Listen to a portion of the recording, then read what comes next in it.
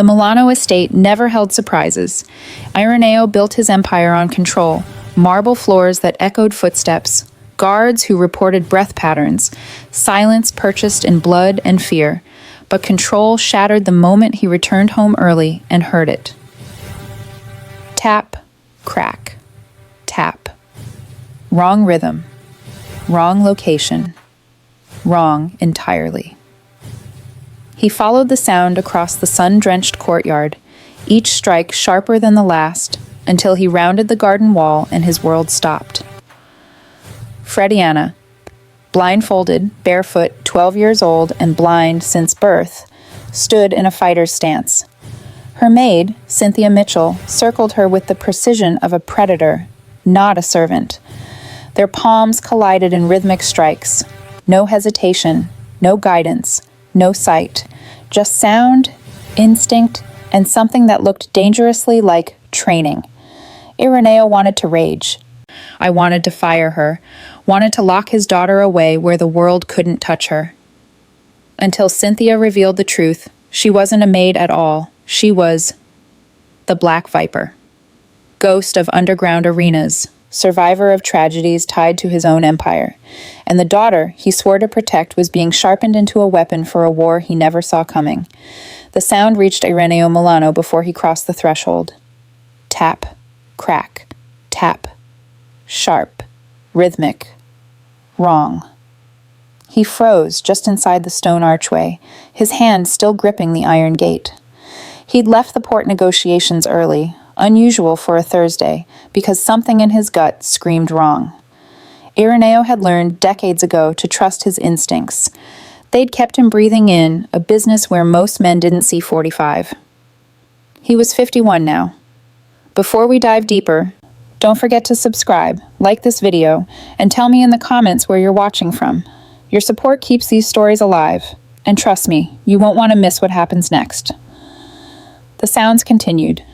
Flesh on flesh, fast, controlled strikes that carried across the courtyard like a heartbeat out of sync with the world he controlled. Ireneo moved forward slowly, his leather shoes silent on the marble pathway. The courtyard was supposed to be empty. It was always empty after lunch. He kept it that way deliberately, a space for stillness, for safety, for his daughter to sit among flowers without fear. The training ground stood beyond the rose garden. Through the hedge gap he saw movement.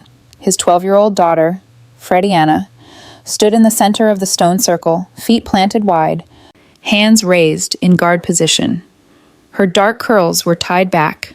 Sweat dampened her collar. Her eyes, clouded white, blind since birth, stared at nothing. And she was moving. Cynthia Mitchell, the quiet maid he'd hired 9 months ago, circled her like a wolf.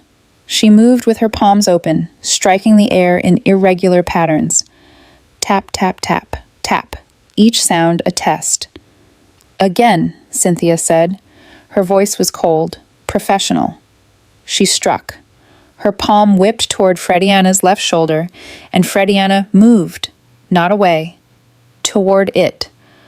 Her own hand came up in a sharp diagonal block that connected with perfect timing. Crack. Ireneo's breath caught. Good, Cynthia said. But you hesitated. Hesitation is death. Listen to the displacement, Frediana. A strike announces itself before it lands. The air compresses. The space changes. Feel it. I'm trying. Don't try. Do. Cynthia attacked again, faster this time. 3 strikes in rapid succession, high, low, high. Frediana blocked the first 2, but the third grazed her ribs. She gasped, but didn't cry out. What did you miss? Cynthia demanded. The rhythm changed, Frediana said, breathing hard. You paused half a second before the third strike. I thought you were finished. Exactly. Your enemy will lie with their timing. Trust only what you hear, not what you expect. Ireneo's hand tightened on the hedge branch. His pulse hammered in his ears. This was insane. This was dangerous.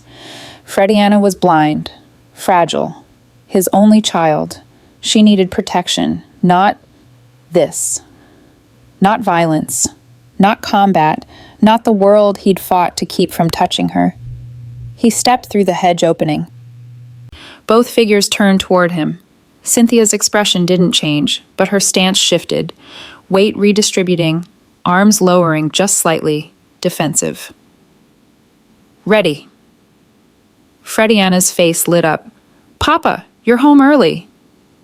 What the hell is this? Ireneo's voice came out low, controlled, the tone he used before someone disappeared. Language, Papa, Frediana said, but her smile faded when she caught the ice beneath his words. Cynthia stepped forward, placing herself between Ireneo and Frediana. The movement was subtle but deliberate. That made Ireneo even angrier. I asked you a question, he said, his eyes locked on Cynthia. What are you doing with my daughter? Training her, Cynthia said simply. Training her to what? Get hurt? Get killed? Ireneo pointed at Frediana. She's blind. She can barely navigate the stairs without assistance. That's not true, Frediana's voice cracked with sudden fire. I can do more than you think, Papa. Go to your room, Frediana. No, listen to me. Now. The command in Ireneo's voice cut through the courtyard like a blade. Frediana's jaw clenched, her clouded eyes shining with tears she refused to let fall. She turned sharply, one hand trailing the garden wall as she walked toward the house. Her steps were sure, practiced. She didn't stumble once. Ireneo waited until her footsteps faded into the estate.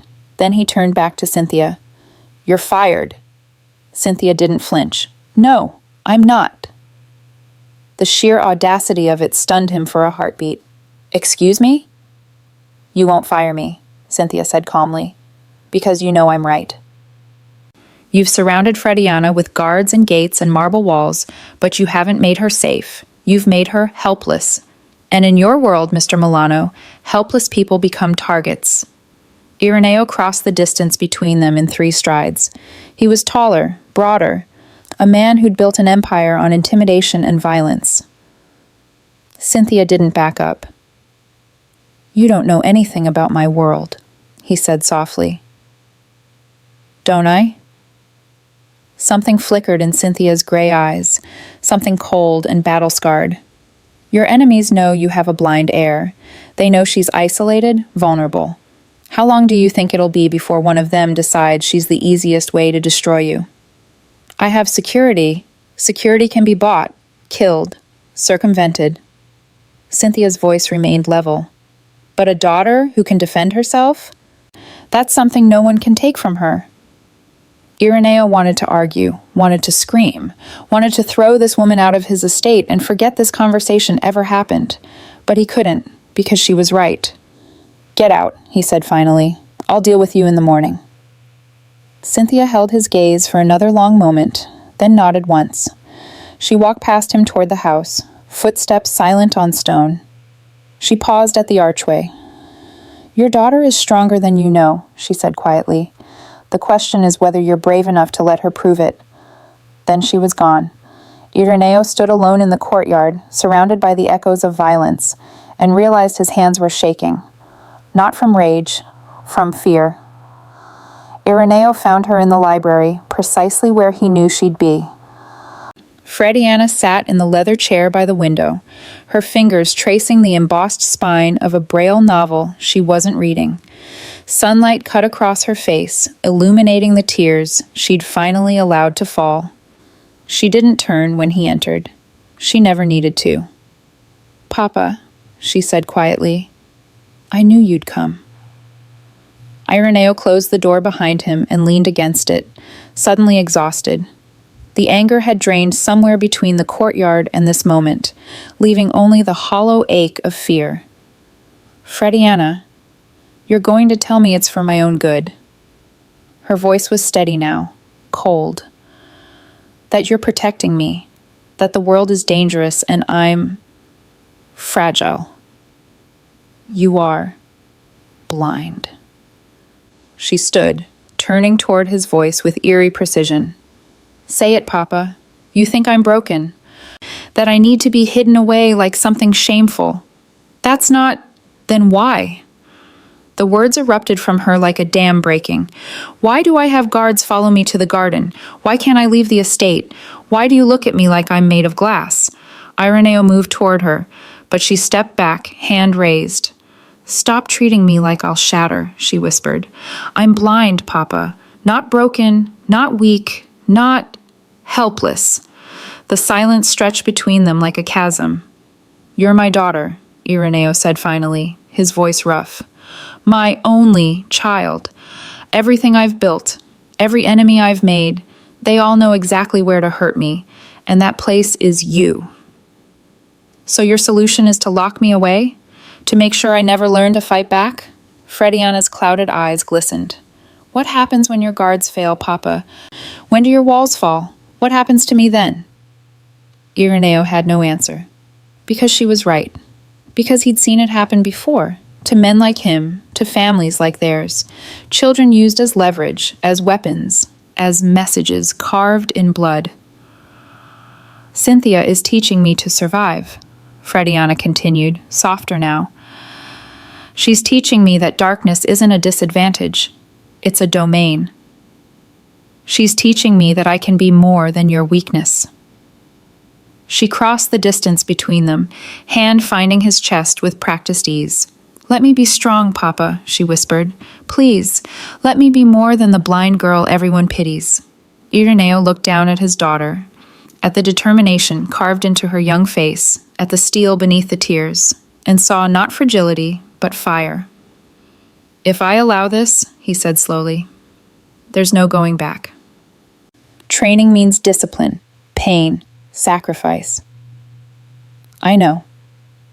And if I find out Cynthia is putting you in real danger, then you can fire her. Frediana smiled slightly. But you won't need to. Ireneo exhaled, the weight of the decision settling into his bones. Tomorrow morning, 6 o'clock, I'll be watching. Frediana's smile widened.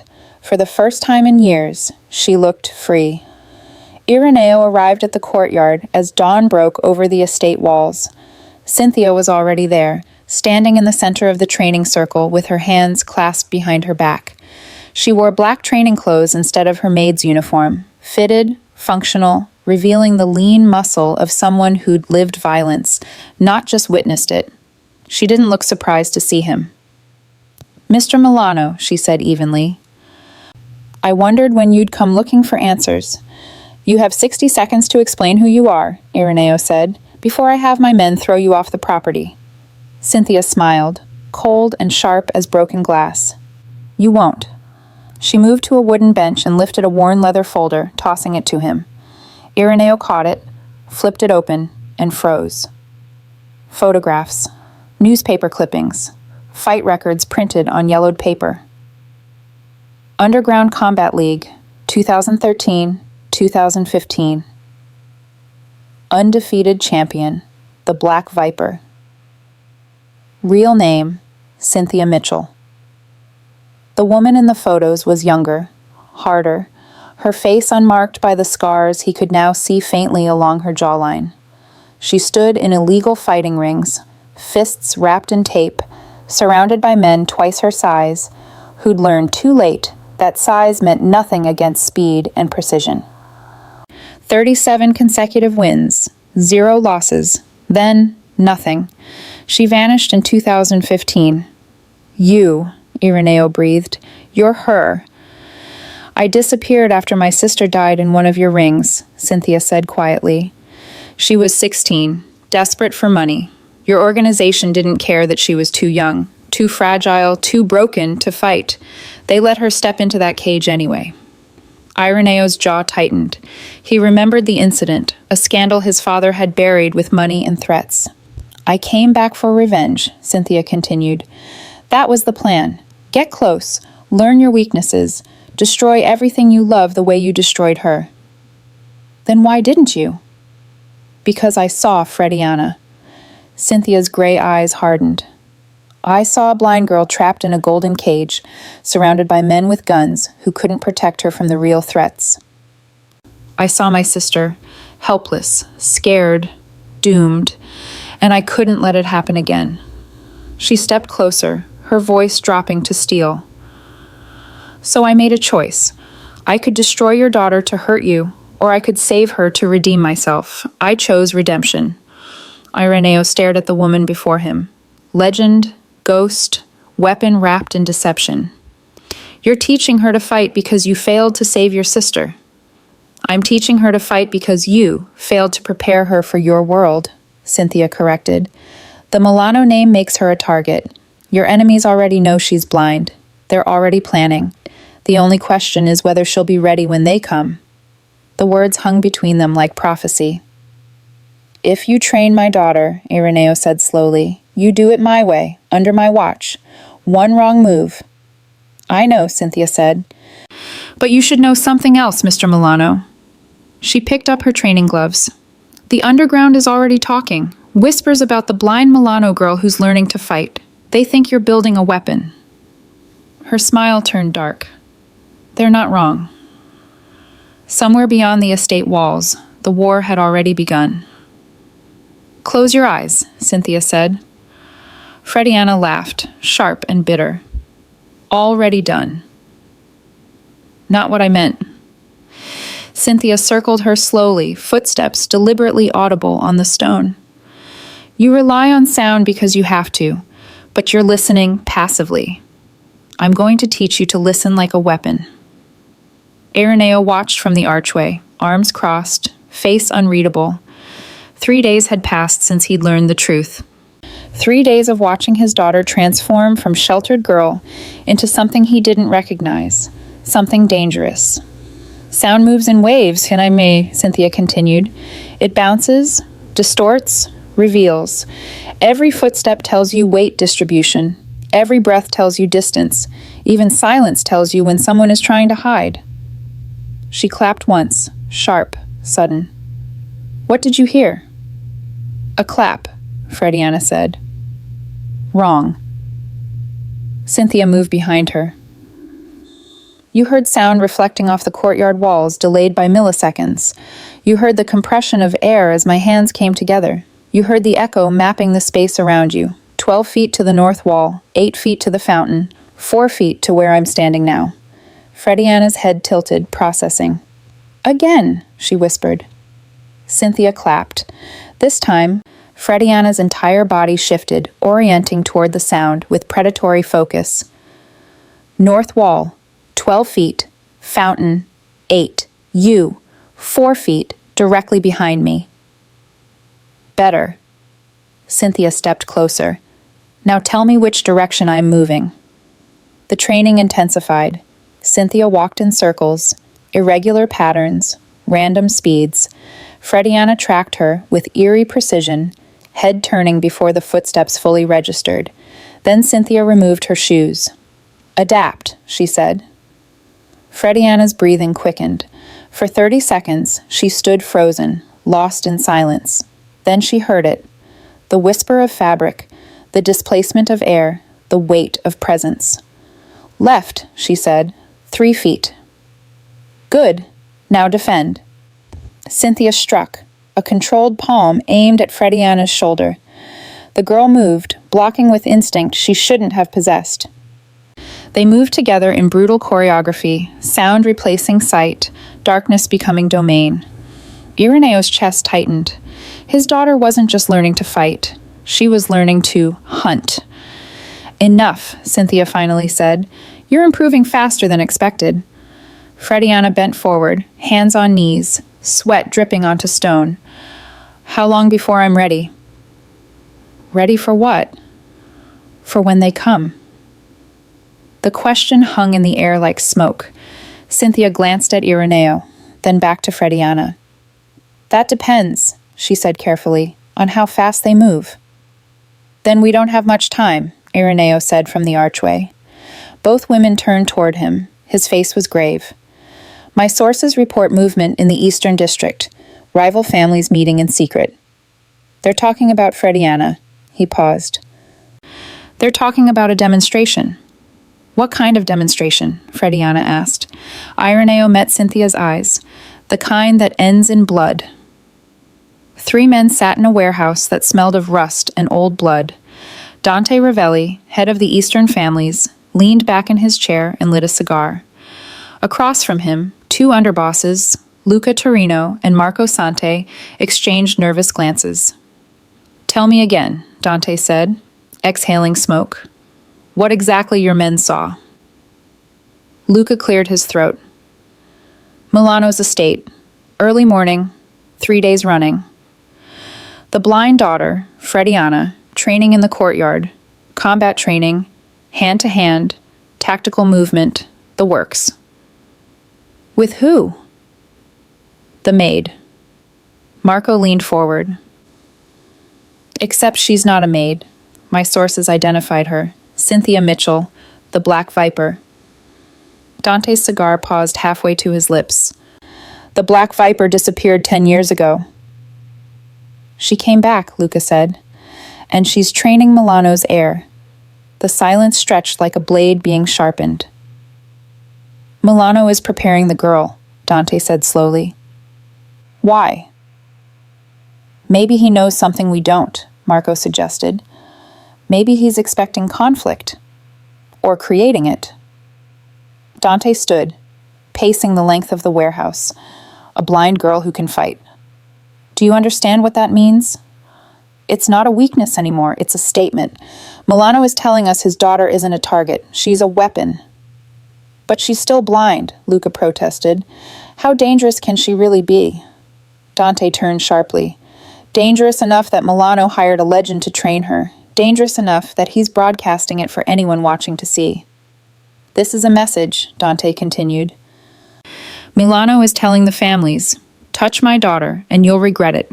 He's turning his greatest weakness into psychological warfare." "So what do we do?" Marco asked. Dante crushed his cigar into an ashtray. "We test it." "Test what?" "Whether the blind girl is truly a threat or just an expensive bluff." Dante's eyes gleamed. "The Milano family has dominated territory for 2 decades because everyone fears them. But if we prove their heir is still vulnerable, still breakable, that fear crumbles." Luca shifted uncomfortably. "You're talking about targeting a child. I'm talking about targeting a liability before it becomes a weapon." Dante's voice hardened. "If Frediana Milano can actually fight, we need to know now, and if she can't..." He didn't finish the sentence. He didn't need to. "There's an honor challenge tradition," Marco said carefully, "from the old families, a formal demonstration of skill. We could issue one, make it public, make it legitimate. If she accepts and wins, we back off. If she refuses or fails..." "Then everyone sees the truth," Dante finished. "Milano's protection is built on smoke and mirrors." The 3 men exchanged glances. "Send the invitation," Dante ordered. "Make it respectful, make it unavoidable, and make sure every family in the city knows about it." He smiled, cold and calculated. "Let's see if the blind Milano girl is as dangerous as her father wants us to believe." 2 days later, a formal letter arrived at the Milano estate. Ireneo read it twice, his hands trembling with barely controlled rage. Then he walked to the courtyard where Frediana was training. "They've issued a challenge," he said quietly. "A public demonstration. 3 weeks from now." Frediana lowered her hands, sweat cooling on her skin. "Then we accept," she said. "It's a trap." "I know." Her clouded eyes fixed on where his voice originated. "But refusing is worse, isn't it?" Cynthia stepped forward, jaw tight. "They're trying to prove she's weak. Either she fights and loses, or she refuses and they move against her anyway." Ireneo looked between them, his daughter and the woman who'd become her shadow. 3 weeks, he repeated. "Then we have 3 weeks," Frediana said simply, "to make sure I win." The training became relentless. Cynthia pushed Frediana beyond exhaustion, 4 hours before dawn, 3 hours after sunset. The girl's hands blistered, then calloused. Her body learned to read violence in the air itself. Ireneo watched every session, silent as stone, while his network worked in shadows. The news spread fast. The blind Milano heir accepted the challenge. Every family in the city waited to see if she would survive it. They're not planning a fair fight, Ireneo said on the final night before the demonstration. He stood in his study with Cynthia, a map of the venue spread across his desk. My sources confirm it. Dante Ravelli has positioned 6 men in the audience, all armed. Snipers? Cynthia asked. Worse, close-range specialists. Ireneo's finger traced positions on the map. If Frediana wins the demonstration, they'll claim she cheated. If she loses, they'll call it proof of weakness. Either way, they'll move on her before she leaves the arena. Then we don't let her leave through the main exit. They'll expect that. Ireneo's jaw tightened. They'll have the perimeter covered. Cynthia studied the map, mind working through angles and exits. What if we don't try to hide her? She said slowly. What if we make her so publicly visible that killing her becomes impossible? Explain. Cameras, press. Make this demonstration so public that any move against her exposes them completely. Cynthia looked up. They want to prove she's weak. We prove she's untouchable, not because of your guards, but because the world is watching. Ireneo considered this, then nodded slowly. It's still a trap. Every arena is a trap, Cynthia said. The question is whether the prey can become the predator. Frediana sat alone in her room, fingers tracing the edge of her training blindfold. Tomorrow, she will step into a public arena for the first time. Tomorrow, men who saw her as weakness would discover what darkness truly meant. A knock interrupted her thoughts. Come in, Papa. Ireneo entered, closing the door behind him. For a long moment, he said nothing. You don't have to do this, he finally whispered. We can refuse. Leave the city. Start over somewhere they can't reach us. And live as refugees? Frediana turned toward his voice. Running from shadows forever? You'd be alive. I'd be hiding. She stood, crossing to him with certain steps. Papa, you taught me the Milano name means something. It means power, legacy, strength. Her hand found his chest. Let me prove that blindness doesn't change that. Ireneo pulled her into an embrace. His daughter who'd grown far too fast, who'd learned far too young that survival meant becoming sharp. If anything goes wrong tomorrow, it won't. If it does, Ireneo insisted, Cynthia will get you out. Promise me you'll run. Frediana pulled back, her clouded eyes somehow seeing straight through him. I promise, she lied, because tomorrow running wouldn't be an option. Tomorrow the world would learn that darkness was never her weakness. It was her weapon. The warehouse had been transformed into something almost respectable. Folding chairs arranged in rows. Temporary lighting, rigged to industrial beams. Representatives from every major family in the city filled the seats, arms crossed, eyes cold, waiting for blood disguised as demonstration. Frediana stood in the center of the concrete floor, blindfolded, hands loose at her sides. Across from her, Dante Ravelli's chosen fighter, a man named Victor, thick-muscled and scarred, cracked his knuckles with theatrical menace. The rules are simple, Dante announced from his seat. 3 minutes, hand-to-hand only. First to submit or fall unconscious loses. Ireneo watched from the edge of the arena, flanked by his guards. Cynthia stood beside him, every muscle coiled tight. Something's wrong, she whispered. What? Too easy. Too public. They're letting. We have cameras and witnesses. Her eyes scanned the crowd. This isn't a trap. This is the distraction. Before Ireneo could respond, a bell rang. Victor charged. Frediana moved like water, sliding left as Victor's fist demolished the air where her head had been. She struck his ribs in passing, heard the expelled breath, pivoted as his backhand whistled overhead. The crowd murmured.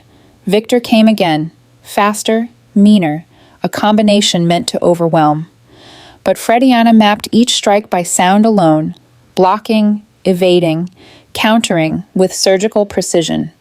30 seconds in, Victor was breathing hard.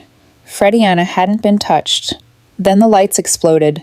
Gunfire erupted from 3 positions simultaneously, not aimed at the arena, but at the exits.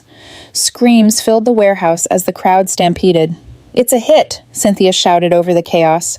"They used the demonstration to gather everyone. Now they're taking out multiple targets at once." Ireneo's guards returned fire, but the attackers had position and surprise. And in the darkness, someone was moving toward Frediana. Cynthia saw them first. 2 men, combat-trained, closing on the arena from opposite sides while everyone else panicked. "Frediana!" she screamed. 11 o'clock and 4. The girl's head snapped toward the positions. The first assassin raised his weapon. Frediana moved, not away, toward the sound. She closed the distance in 3 strides, her training translating instinct into violence. Her palm struck his wrist. The gun clattered away. Her elbow found his throat. He collapsed, choking. The second assassin fired. The shot went wide. Frediana had already dropped and rolled, mapping his position by muzzle flash and echo. She came up inside his guard, struck his knee, his solar plexus, his temple in rapid succession. He fell like toppled stone. The warehouse went silent except for groaning wounded and distant sirens. Slowly, emergency lighting flickered on. Frediana stood in the center of the arena, breathing hard, surrounded by unconscious men who'd underestimated what blindness meant in the hands of someone trained to weaponize it. Dante Ravelli stared. From his overturned chair, face pale with something between horror and respect. "Impossible," he whispered. Cynthia reached Frediana first, checking her for injuries. "You good?" "I'm good." Frediana turned toward where her father's heartbeat thundered. "Papa?" Ireneo crossed to her, pulled her against his chest. "I'm here," he said roughly. "I'm here." Around them, the families who'd come to witness weakness had seen something else entirely. They'd seen the future of the Milano Empire, and it was blind, brutal, and utterly unbreakable. Police flooded the warehouse within minutes, but the families had already scattered like smoke. Dante Ravelli was gone. Victor had disappeared. The assassins, those still breathing, refused to talk, but the damage was done. Not to the Milanos, to everyone else. Ireneo stood in the wreckage of the arena, watching his daughter accept water from Cynthia with steady hands. No trembling, no tears, just the quiet composure of someone who'd walked through fire and emerged forged instead of burned. "The families will retaliate," his consigliere, Matteo, said quietly beside him. "This was a humiliation. They'll come harder next time." "Let them." Ireneo's voice was cold iron. "They came to prove my daughter was weak. Instead, she proved they were fools." Matteo glanced at Frediana. "She's 12 years old, Ireneo. Tonight was necessary." Ireneo cut him off. "And it won't be the last time." Because the world had changed. His blind daughter was no longer a liability to protect. She was a weapon to unleash. By morning, the story had infected every corner of the underworld. The blind Milano girl fought in darkness and won. She took down 2 armed assassins without sight. She moved like she could see their souls. In cafes and warehouses, in back rooms and fortified estates, men who'd built empires on violence reconsidered everything they thought they knew about weakness. "She's not human," one underboss whispered to another. "She's Milano," came the reply. "That's worse." The footage, captured by phones before the lights died, circulated in encrypted channels. Frame by frame, people watched Frediana move with impossible precision, mapping violence by sound alone, turning blindness into an advantage no sighted fighter could match. Dante Ravelli watched the footage in his office, cigar burning forgotten in his hand. "We created a legend," he said to the empty room. He'd meant to expose a weakness. Instead, he'd revealed a monster. 3 days after the warehouse, a meeting was called. Representatives from every family gathered. Neutral ground, heavy security, the kind of summit that only happened when the power structure shifted. Ireneo arrived with Frediana at his side, not hidden behind guards, not sheltered in cars with tinted windows. Beside him, walking through the entrance with her head high, her clouded eyes seeing nothing and everything simultaneously. The room fell silent as they entered. Dante Ravelli stood from his chair, jaw tight, with something between respect and fear. "Mr. Milano," he said carefully, "we need to discuss—" "There's nothing to discuss," Ireneo interrupted. "You tested my daughter. She answered. The matter is settled."